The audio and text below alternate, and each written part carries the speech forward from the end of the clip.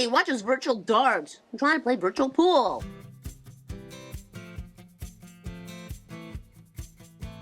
Number 20. Disney buys Fox. This episode from season 10 aired on November 8, 1998, long before Disney and Fox considered an acquisition. At the end of the episode, a sign appears that reads 20th Century Fox, a division of Walt Disney Co. According to the episode's writer, Richard Appel, the joke was written out of, quote, a general sense that soon Disney would own us all. You've got to keep our secret, Homer. He definitely wasn't wrong when it came to Fox. Nearly 20 years later, on December 14, 2017, Disney announced that it was buying 21st Century Fox for just over $52 billion.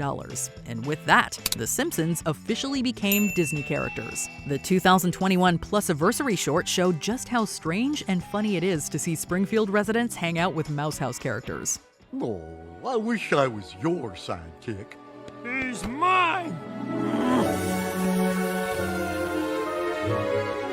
Goofy! Number 19. Smartwatches. In the episode Lisa's Wedding, we see the titular character prepare for a union in the year 2010. To prove that they're in the future, her fiancé, Hugh Parkfield, speaks into a wrist device that seemingly functions as both a watch and telephone. Oh, blast! Go to plan B. Modern audiences would probably think nothing of it today. However, the episode aired in 1995. Smartwatches were still in their infancy then. While similar devices did pop up in mediums like spy movies, the idea that an average citizen would have access to a phone watch was relatively original. It turned out that The Simpsons wasn't far off, because the first smartwatch that functioned as a telephone was introduced in 1999. Don't worry, honey. I guarantee your father will behave. Mom, it's a picture phone. This? Oh, no, I just got a touch of the rheumatiz. Number 18. Really old fan mail. During Season 2's Brush with Greatness, Beatles drummer Ringo Starr appeared as himself and responded to some very old fan mail. They took the time to write me, and I don't care if it takes me another 20 years. I'm going to answer every one of them. This includes finally answering Marge, who had sent him some correspondence all the way back in high school. It turns out that this plot wasn't that unrealistic. While the real-life occurrence didn't involve Ringo Starr, it did bring in Paul McCartney. The legendary musician learned about a tape that was recorded by two fans back in 1963. Sometime after he got it, the BBC helped the older fans get McCartney's written response. Although it took 50 years, they seemed to appreciate him writing back. Dear Marge, thanks for the fab painting of yours truly. I hung it on me wall. You're quite an artist. Number 17. Legalized marijuana in Canada. The Simpsons managed to predict the future and take shots at the American healthcare system in one delightful plot. And that's why I personally thank God we pay too much for drugs. I mean, the right amount. When Mr. Burns cancels the prescription drug plan, many other companies follow suit. After people realize they can't afford medication, they hoof it over to Canada to get what they need. The journey paves the way for Ned to meet his Canadian doppelganger. During the encounter, the Springfield native was offered some legal reeferino. Say, would you like to puff on a reeferino? It's legal here. They warned me Satan would be attractive. Let's go. While the green stuff wasn't legal in Canada at the time, it didn't take too long. Reeferino was officially given the okay across Canada in October 2018. That was nearly 14 years after the episode aired in January 2005. Number 16. The Shard. Wow, you can see into the present. Now we'll see what the future holds. The writers must have really been looking into a crystal ball when they came up with Lisa's Wedding in the 90s. When they weren't dreaming up futuristic phone watches, the animators were plopping in buildings that hadn't existed yet. While Lisa is in London, viewers are given a glimpse of various famous landmarks. It was pretty normal to see Big Ben and the Tower Bridge. However, there's also a pointy skyscraper. In March 2009, work started on what would eventually become the Shard. It would ultimately become the tallest building in the entire country. Not only does the Shard bear a startling resemblance to the tower seen in The Simpsons, but it's even in the right location. Now that's just eerie. Oh, it's good to hear a boisterous American laugh. Number 15. Autocorrect. When Dolph wrote Beat Up Martin into his Apple Newton in 1994, the phrase hilariously turned into Eat Up Martha. Hey, Dolph, take a memo on your Newton. Beat up Martin. Bah!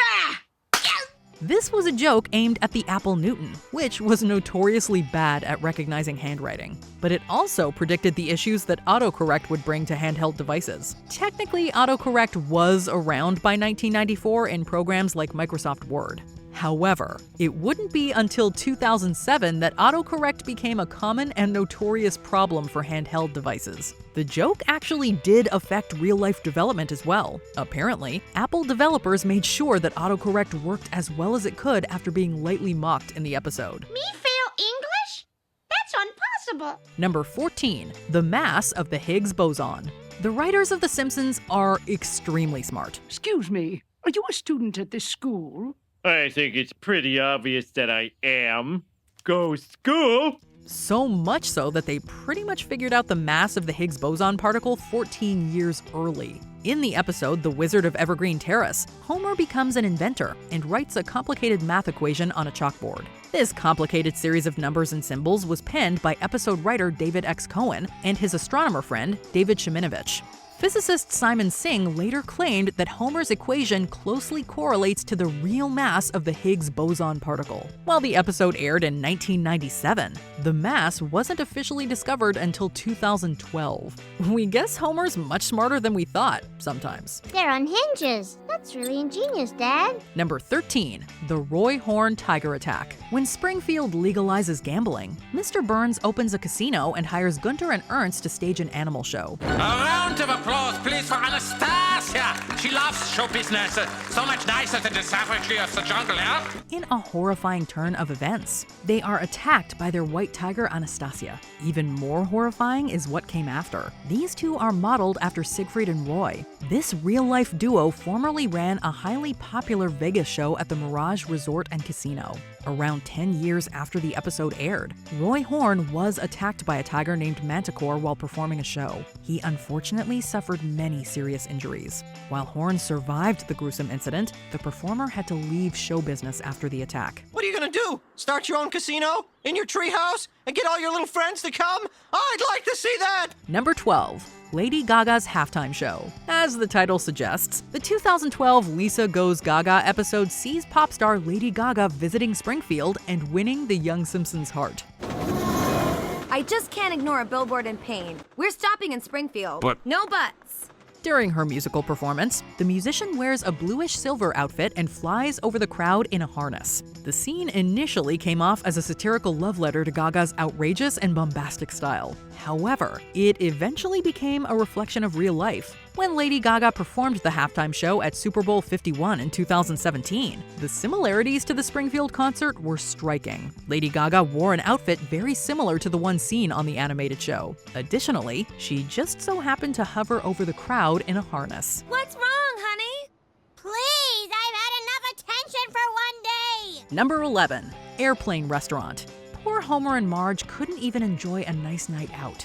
Look, honey, I clipped on my tie all by myself. And you look as handsome as the day we were married. Oh, happy anniversary, Marge. Their plans to visit the Gilded Truffle for their wedding anniversary were ruined when Grandpa failed to show up to babysit. Eventually, they're forced to skip out on the fancy restaurant and are taken to visit Up Up and Buffet. This airplane-themed restaurant simulates turbulence and serves leftovers in ARF bags. Since the episode aired in 1998, various airplanes have been converted into restaurants. These are located across the globe and serve food ranging from McDonald's to steak. Hopefully, most of these real restaurants stay stationary. Don't get too fast!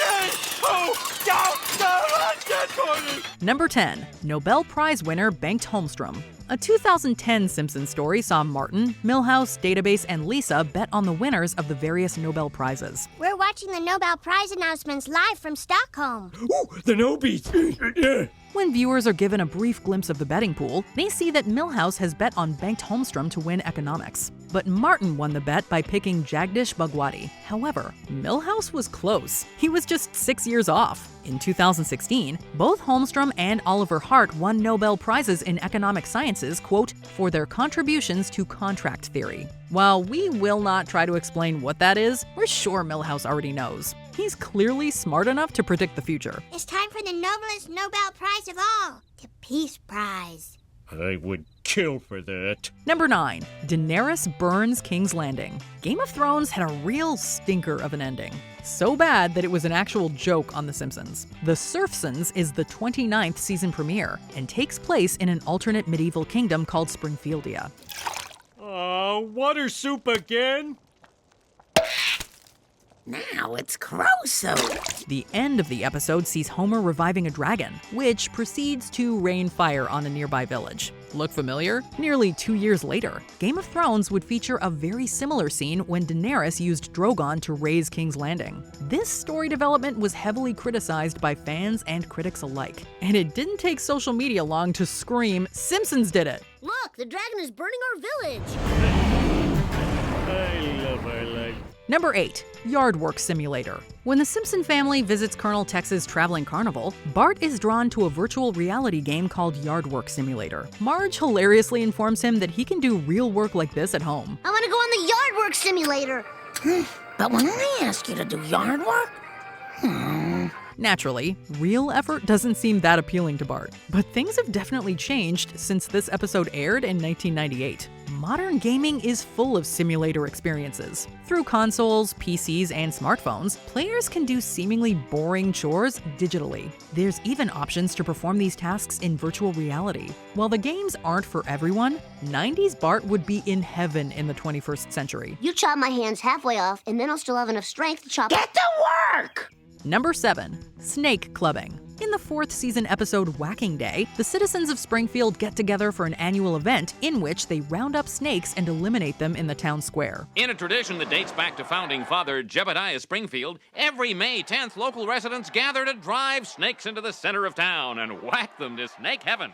This was reportedly influenced by real events called rattlesnake rodeos. Those events involve trading, releasing, and occasionally slaying the reptiles. But this episode predicted an even more violent occurrence. In 2013, the Florida Fish and Wildlife Conservation Commission started the Python Challenge. And the Lord said, "Whack ye all the serpents which crawl on their bellies, and thy town shall be a beacon unto others." This event calls for Floridians to capture or eliminate as many Burmese pythons as possible for a $10,000 prize. In 2022, a competitor named Matthew Concepcion won by capturing 28 snakes. Oh, whacking day, our hallowed snake skull cracking day. Number 6. The Bloody Billboard. Itchy and Scratchy make their way onto the big screen in this episode from season 4. You'll find it in the Itchy and Scratchy movie, coming soon to a theater near you. 53% new footage. Wow.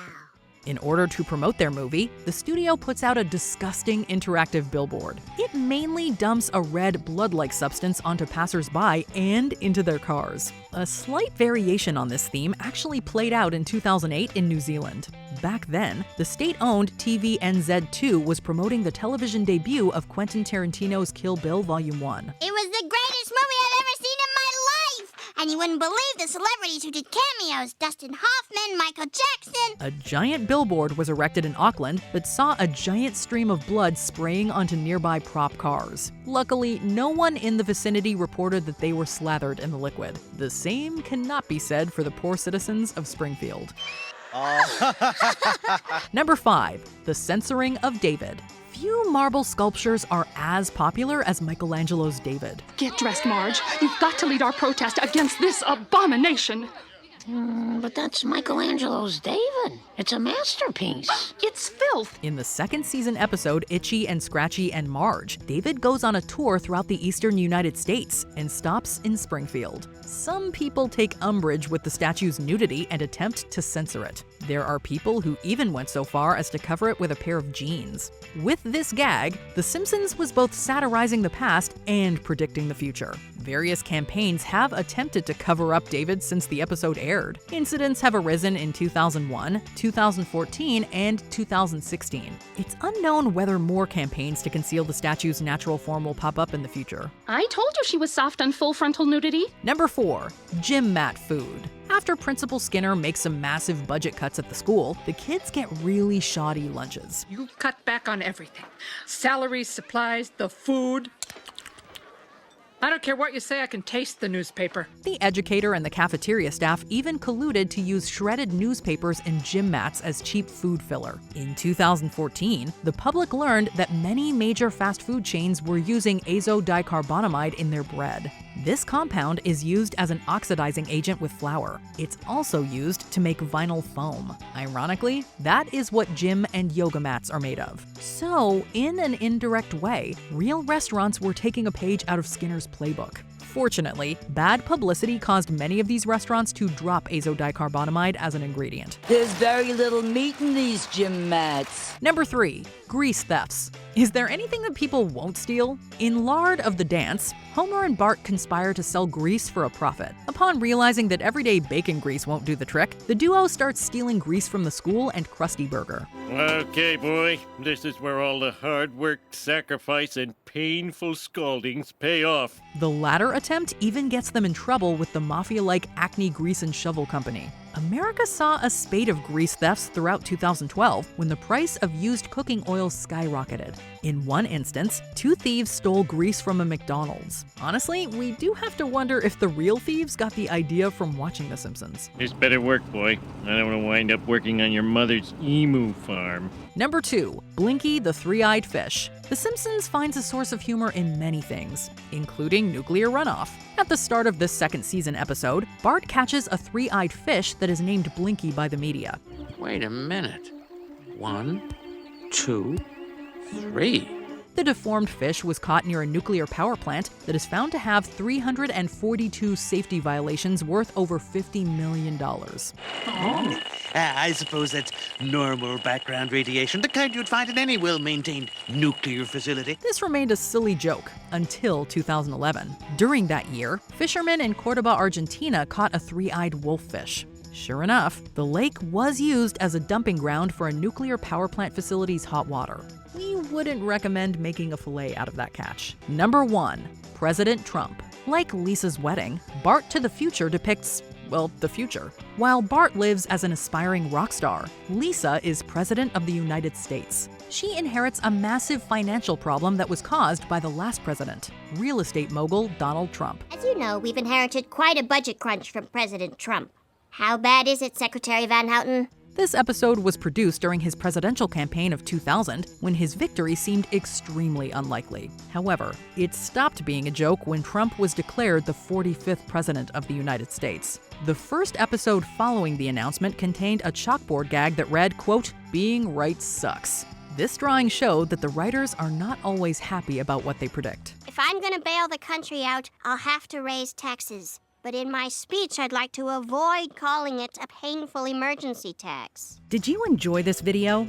Check out these other clips from WatchMojo, and be sure to subscribe and ring the bell to be notified about our latest videos.